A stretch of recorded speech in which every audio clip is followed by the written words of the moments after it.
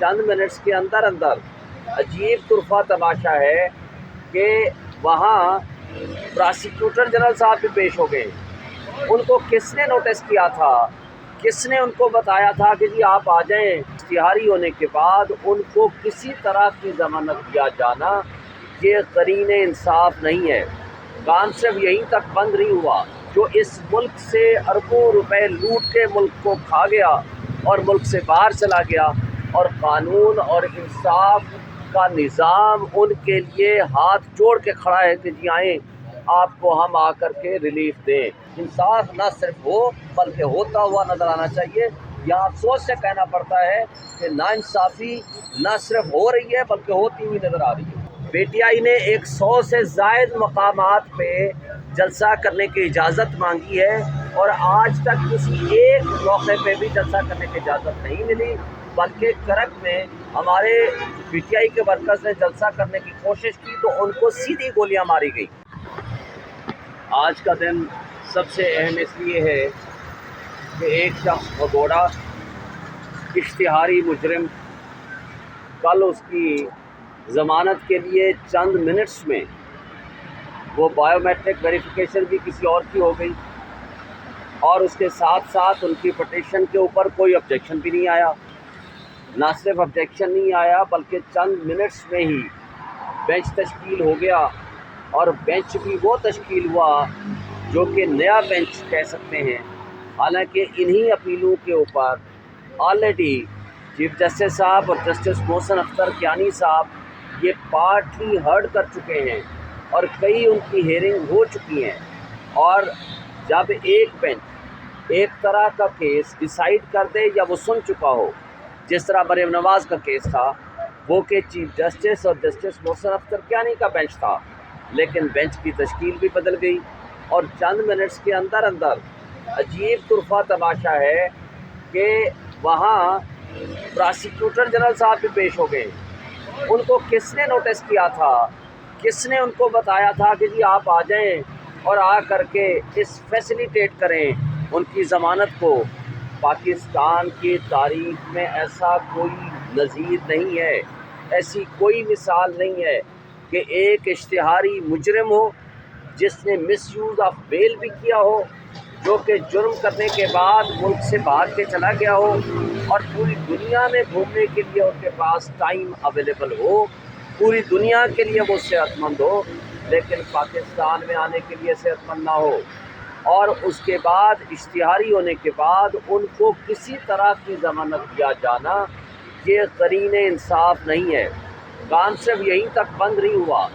آج کے لیے جو نوٹس ہوا، آج ہمارے 2 پٹیشنز عمران خان صاحب کی ضمانت گرفتاری کے حوالے سے درخواست ضمانتیں آج آلریڈی فکس کی نوٹس موجود تھے ان کو، اور وہ نوٹسز ہونے کے باوجود آج ہماری درخواست ضمانتیں دونوں توشہ خانہ والی نیب کے حوالے سے اور القادر ٹرسٹ والی، وہ دونوں کینسل کر دی گئیں، ڈی لسٹ کر دی گئیں by the order of the chief justice Islamabad high court, جبکہ ان کی جو بیل پٹیشن ہے جو خود موجود ہی نہیں ہے، جو اس ملک سے اربوں روپے لوٹ کے ملک کو کھا گیا اور ملک سے باہر چلا گیا، اور قانون اور انصاف کا نظام ان کے لیے ہاتھ جوڑ کے کھڑا ہے کہ جی آئیں آپ کو ہم آ کر کے ریلیف دیں۔ لیکن یہ قابل افسوس بات ہے، پاکستان میں اگر عدلیہ کے اوپر اعتماد اٹھ گیا، قانون اور انصاف کا اگر دوہرا معیار پبلک کے سامنے آیا، تو یہ وہ واحد فورم ہے کہ جہاں سے لوگوں کو ایک انصاف، ایک خاص امید ہوتی ہے۔ اگر وہ امید ٹوٹ گئی تو افراتفری ہوگی، انتشار ہوگا، اس کا نقصان ملک کے اداروں کو ہوگا، اس کا نقصان ملک کو ہوگا۔ کیا انصاف کی نظر میں، قانون کی نظر میں ہر شخص برابر نہیں ہے؟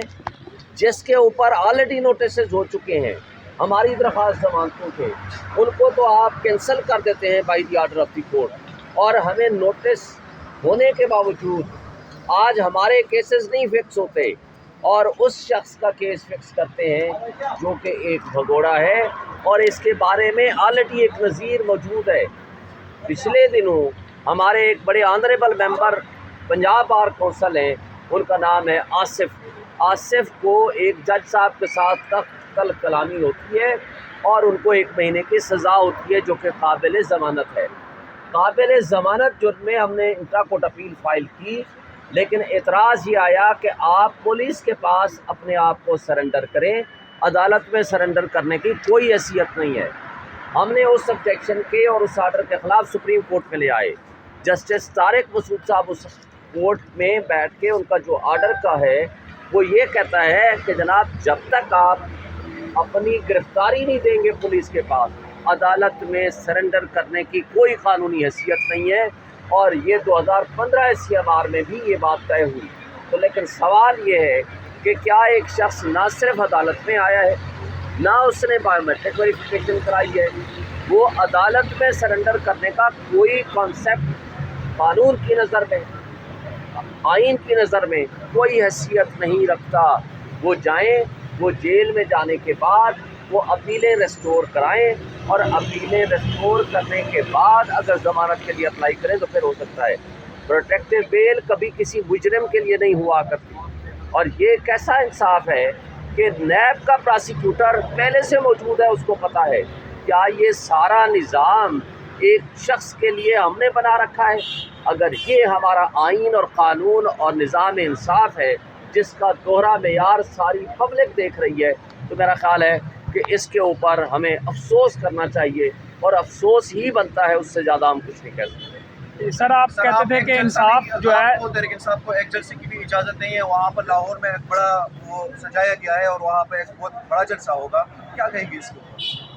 PTI نے 100 سے زائد مقامات پہ جلسہ کرنے کی اجازت مانگی ہے، اور آج تک کسی ایک موقع پہ بھی جلسہ کرنے کی اجازت نہیں ملی، بلکہ کرک میں ہمارے PTI کے ورکرز نے جلسہ کرنے کی کوشش کی تو ان کو سیدھی گولیاں ماری گئی۔ مردان اور سوات میں کارنر میٹنگ بند 4 دیواری کے اندر کی تو ان کو پکڑ کے گرفتار کر کے ان کو جیلوں میں بند کر دیا گیا۔ اسی طرح 14 اگست ہو یا قرآن پاک کی بے حرمتی کے خلاف احتجاج ہو یا فلسطینیوں کے حق میں احتجاج ہو، کسی بھی جگہ پہ تمام پارٹیز کو اجازت ہے، جبکہ PTI کے ورکرز کو اٹھا کے جیلوں میں بند کر دیا گیا۔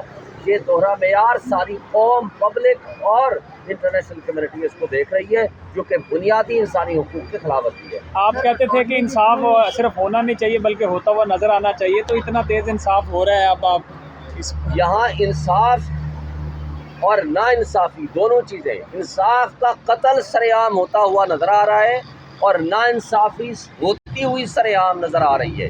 اس یونیورسل میگزم کے برعکس انصاف نہ صرف ہو بلکہ ہوتا ہوا نظر آنا چاہیے۔